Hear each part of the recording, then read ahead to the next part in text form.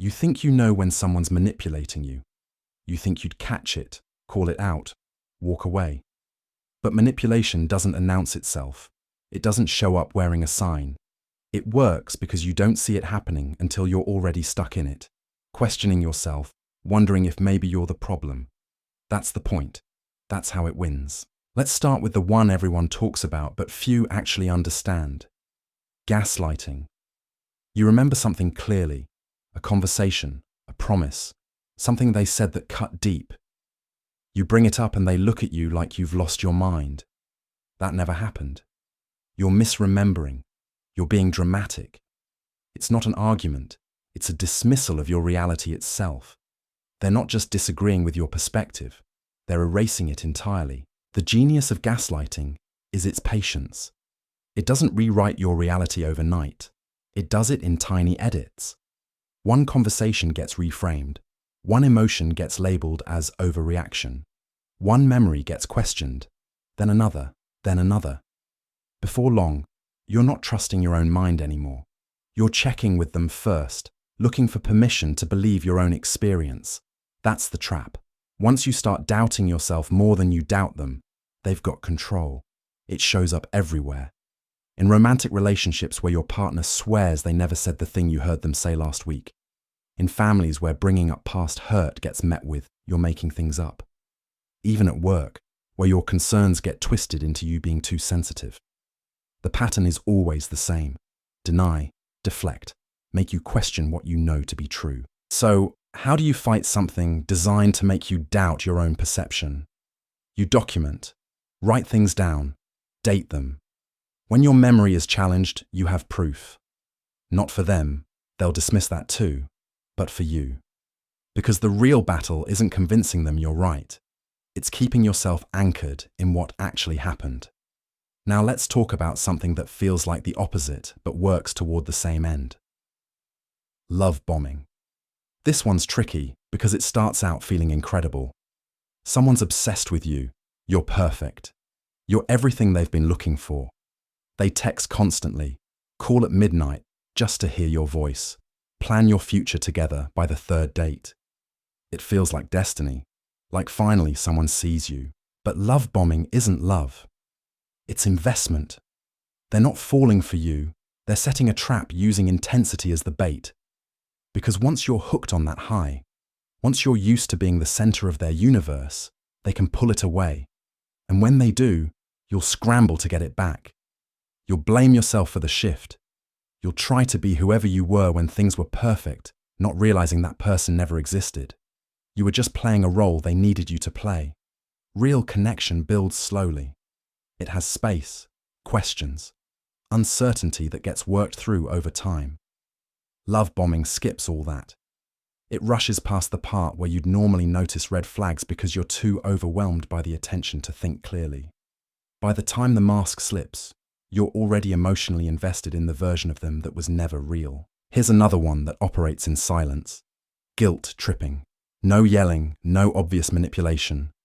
Just a sigh, a pause, a quiet, "well, I guess it's fine." They don't have to say you're selfish for setting a boundary. They just make you feel it.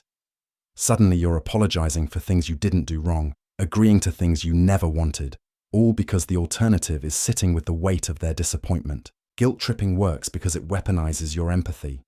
If you care about people, if you're wired to notice when someone's upset, you'll feel the tension they create. You'll want to fix it. And they know that. So they don't ask directly, they just make you feel bad enough that you offer. Your kindness becomes the hook. The difference between real guilt and manipulated guilt is simple. Real guilt comes from violating your own values. Manipulated guilt comes from someone else punishing you for having boundaries. One is internal, the other is a control tactic. Learning to tell them apart is how you stop giving in. But what happens when manipulation stops being one-on-one? When someone pulls others into the fight without you even knowing? That's where things get more complicated. That's where the invisible alliances form, and suddenly you're not just defending yourself against one person. You're up against a narrative you never agreed to. And that shift changes everything about how you have to respond. Triangulation. That's when someone brings a third party into the conflict without your knowledge or consent. You're not just arguing with one person anymore, you're suddenly up against an entire coalition you didn't even know existed. They'll say things like, "Everyone agrees with me," or "I talked to your sister and she thinks you're being unreasonable." It doesn't matter if that conversation actually happened the way they claim. What matters is, you now feel outnumbered. Your perspective shrinks. You start questioning whether you're the problem, since apparently multiple people see it their way. This tactic thrives in families. One parent complains to a sibling about you instead of addressing you directly. Before you know it, there's a whole side conversation happening, judgments forming, alliances building, and you're the last to find out. It shows up in workplaces too. Someone undermines you to a manager or coworker, shaping the narrative before you even get a chance to speak.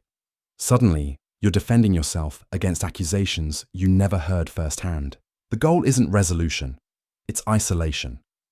When you feel like it's you against everyone, you're more likely to back down, apologize, conform. The solution is refusing to engage with the triangle. If someone has an issue with you, they talk to you, not about you. You don't owe explanations to people who weren't part of the original situation. Keep it direct. If they won't meet you there, step out entirely. Then there's the white knight. This one's deceptive because it looks like rescue. They swoop in with concern, with solutions, with exactly what you seem to need in that moment. You feel seen, supported, like finally someone gets it. But here's what you don't realize at first.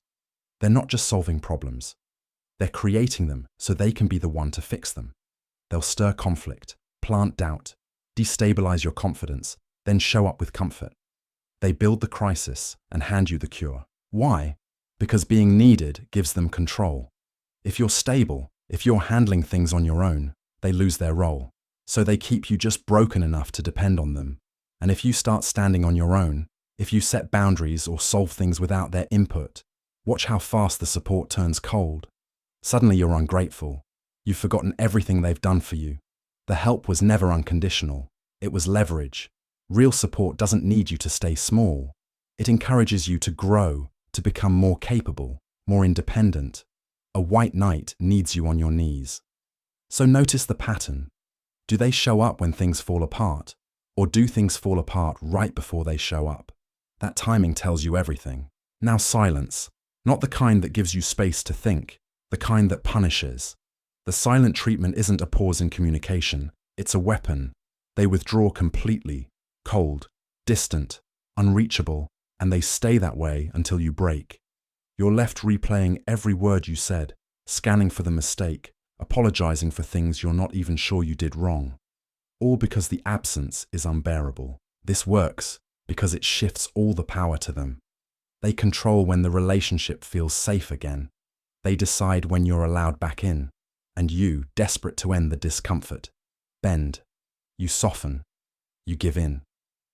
Not because you were wrong, but because silence is a form of emotional hostage-taking, and most people will do anything to make it stop.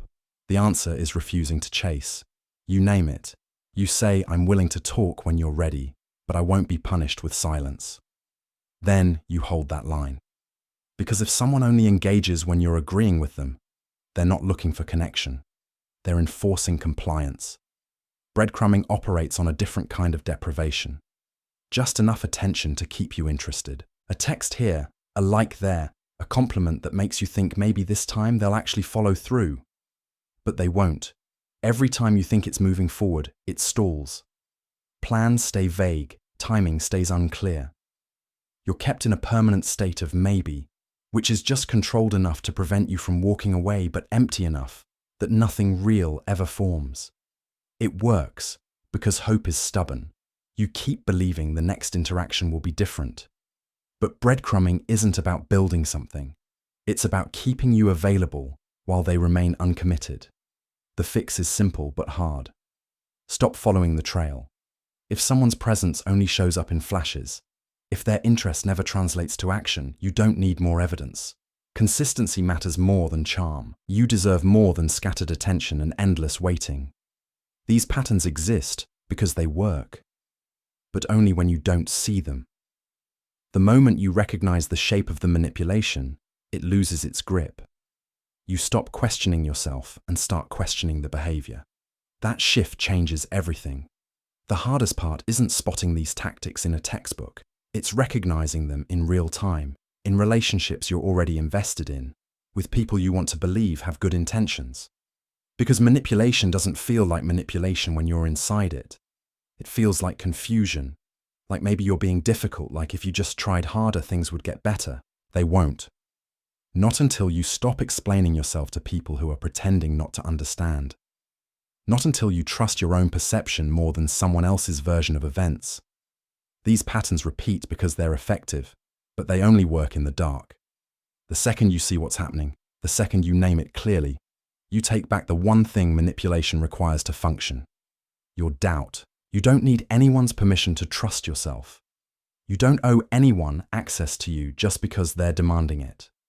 And you're not responsible for managing someone else's emotions at the cost of your own reality. Recognizing manipulation isn't about becoming cynical or defensive. It's about knowing the difference between someone who challenges you to grow and someone who needs you to shrink. One builds you up, the other just needs you small enough to control.